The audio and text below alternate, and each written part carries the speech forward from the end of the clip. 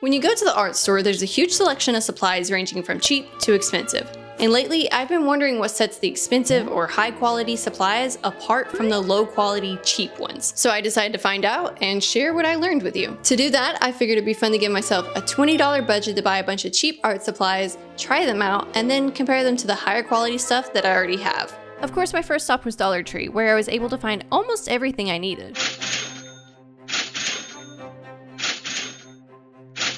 But I don't know what was going on there because the art section was pretty bare. My only paint options were purple, yellow, and orange, or metallic paint, or washable paint. So I tried another Dollar Tree, but that didn't have red or white paint either. So I decided to follow my heart and see what affordable options I could find at Michael's. And you know, after getting distracted by all the shiny objects full of possibilities, I was pleasantly surprised by the affordable options. I was able to grab a pack of 12 oil paints and oil pastels for $4.80 each after using the coupon that they always have online. And the oil paints are actually about the same price as the Dollar Tree ones per ounce. Over on my Instagram, I let you guys vote on which paintings I'd be recreating today. So let's find out what that's gonna be. Drum roll, please. Vase with 12 Flowers, number 2 by Vincent Van Gogh. And the first art supply we're using is oil pastels. We'll be painting it on this 8x8 cotton canvas board. Now there are some artists that are so skilled they could pick up any art supply and probably make something brilliant. I'm not quite to that point. I would be as flabbergasted as Plankton getting his hands on the Krabby Patty formula if I could create a painting even half as nice as this one with the best supplies possible. So if you're a beginner or intermediate artist, prepare yourself for a very authentic review of these cheap art supplies. Smells like preschool. It is now time for First Impressions.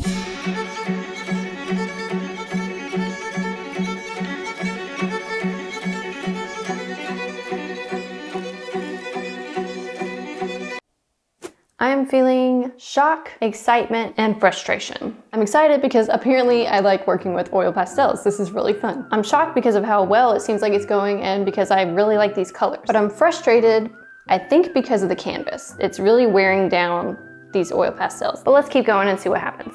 While I'm finishing this drawing up, let me explain what I've learned so far about lower versus higher quality supplies. To begin with, most paints, oil pastels, etc. are made from a formula of pigment plus binders. Pigment is the color and the binder is what holds the pigment together. For oil pastels, the binder is wax and oil. The more vibrant and richer in color the oil pastels, the more likely they are to be made from higher quality pigments and binders, and therefore more expensive. Art mediums made with a higher ratio of pigment to binder and finer ground pigments also are usually higher quality. It's like making a pizza. You can choose the cheap sauce or the expensive sauce. Will the pizza be edible either way? Sure. Might it be more enjoyable if made from better ingredients? Most likely. A cheaper oil pastel can be waxier and grittier instead of creamy and smooth, or it could be less blendable and harder to layer colors on. All of this is going to affect how you create your art, but it's also possible that you could prefer a lower grade oil pastel because of the texture, your style, etc. But besides all that, there is one specific thing that really sets lower and higher quality supplies apart. But I'll get to that in just a bit. Well, I think I'm pretty happy with this actually. It turned out pretty good. Obviously, it's a little more squished since it's a square, and I didn't do a very good job of adjusting for that. And the flowers are a little bit lighter. The main thing here to me is that when you're practicing and just making art for yourself, there is nothing wrong with using the more affordable supplies. But let's move on. Time for the real showdown. Expensive versus cheap oil paints. Technically, my expensive pile here of 3 paintbrushes and 10 oil paints is over $150, while these 3 brushes and 12 oil paints are under $7. These are about $1 an ounce, while these are about $8.80 an ounce. But this is still about $30 more in paintbrushes than this. Anywho, I don't want to give the high quality paints any extra advantage, so I'm going to use those first, and then we'll see if the cheap paints look and perform just as well. Oh, and we are using the same canvases, so it is paints and brushes versus paints and brushes. And the iconic painting you voted for is the girl with the pearl earring. It's actually been a long time since I've used oil paints, and I am scared. While I'm painting this, let me tell you about the thing that you can't see on the canvas now, but is actually the main thing that sets low and high quality art supplies apart, and that is permanence. Specifically for our art mediums, we have something called light fastness. This is the measurement of pigment's ability to resist fading in UV or sunlight. For example, this painting by Van Gogh once had pink flowers, but it lost that color after being hung in his mom's house for 17 years. Light fastness and longevity with your supplies is something you'll want to take into consideration when you're making artwork for galleries, exhibitions, and sales. Something made with very poor light fastness can fade in less than 2 years. But if art is just your hobby, you're just practicing, or you're painting in a sketchbook, use whatever your heart desires. I'm not going to go any further into light fastness, archivability, and longevity in this video, but just know that that is the main thing that sets low and high quality supplies apart. Okay, I'm not gonna lie, I did not expect it to turn out this accurate. This is having me rethink some things, like why have I not been using oil paints more? Obviously, when you're looking at my version of the painting, you can tell the facial features are not quite right. I wouldn't say it looks like an entirely different person, but anyways, I did want to briefly mention that these are still considered student grade. It's the Winton by Winsor & Newton, so they have more expensive, higher quality oil paints still, but they are more expensive than these ones. Now that I've had my first go with the paints that I'm familiar with, let's see how the cheap paints can compare.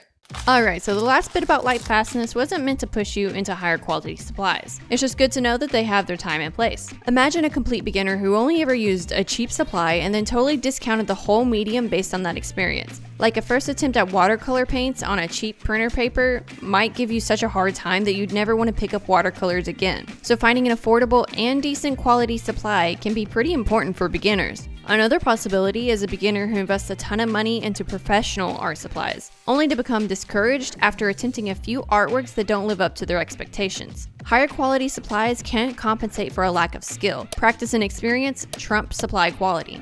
Also, you don't want the worry of wasting an expensive supply to keep you from making art. Something else to consider is that sometimes the cheaper stuff isn't actually saving you money. As I talked about earlier, higher quality supplies have more pigment, which could mean that a smaller amount can go further. You could end up using more of the cheap stuff to make up for the lack of quality. Or, in the case of something like a paintbrush, maybe it falls apart after only a few months instead of lasting a lifetime.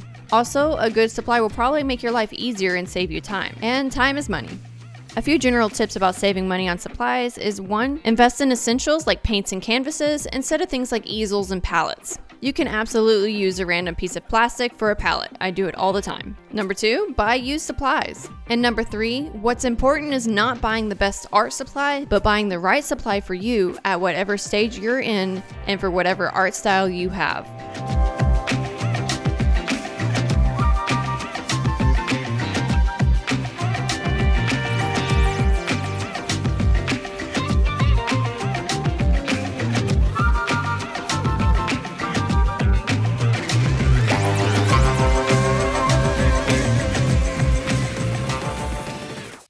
I gotta say, this has been a pretty interesting experiment. You'll definitely notice the difference in super cheap, dollar store type paints, but there's not nearly as much difference once you move up to the next level of paints. In the end, it's pigments and longevity that set more expensive paints apart. If you're not worried about longevity, use what you enjoy and what you can afford. And if you're a beginner, I want you to feel confident that you don't have to dish out hundreds of dollars on supplies to get started. Well, I think it's time for the reveal. Be sure and tell me which one you like better in the comments.